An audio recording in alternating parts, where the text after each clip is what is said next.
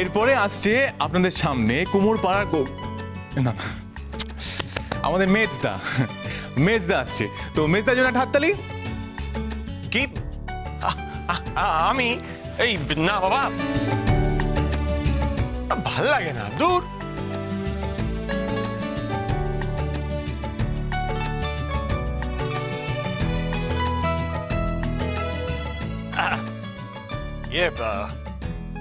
নমস্কার, কবিগুরু রবীন্দ্রনাথ ঠাকুরের হাট হাট হাট হাট হাট শুরু করি। কুমোর পাড়ার গরুর গাড়ি, বোঝাই করা কলসি হাড়ি। আগে আগে তারপর বলো বলো, আগে বলো।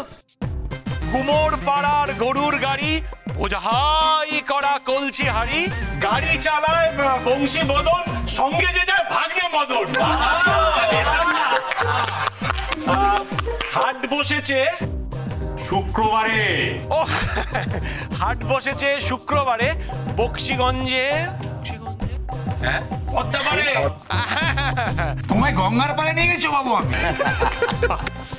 জিনিসপত্র গুছিয়ে এনে বল।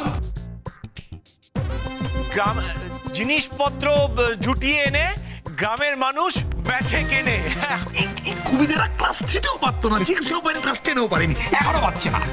চুপ কর না, কতদিন আগে পড়েছি বলতো, খেয়াল নেই ঠিক মতো। তারপর কি বল?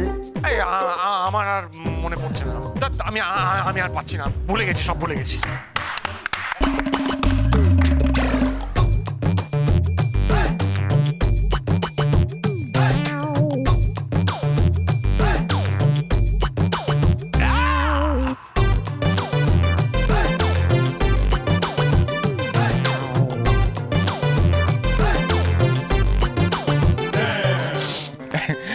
এইটা গেল আমাদের বাড়ির মেজো ছেলের একটা পারফরমেন্স।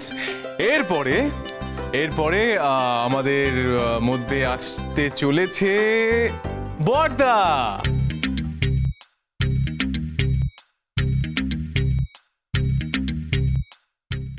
হ্যাঁ হ্যাঁ দাদা, হুক হুক হুক।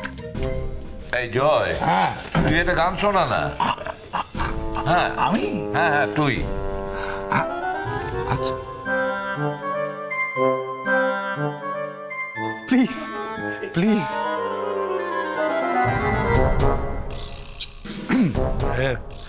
হ্যাঁ আমি ভেবেছিলাম আমি খালি বসে বসে হাততালি দেবো, কিন্তু আমাকে রিকোয়েস্ট করা হয়েছে একটা গান গাওয়ার জন্য।